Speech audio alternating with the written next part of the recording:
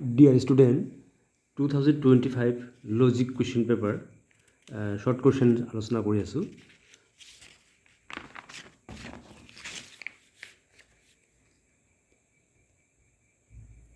Question number 1a, what is the ideal of logic? The answer is truth.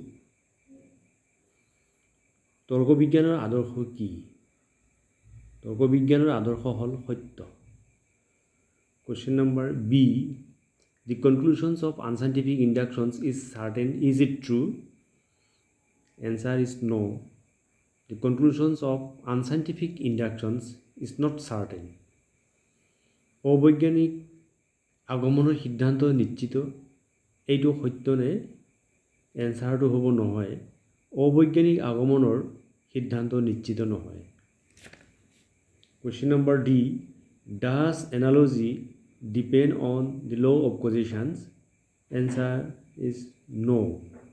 Analogy is not depend on the law of causations. Thank you.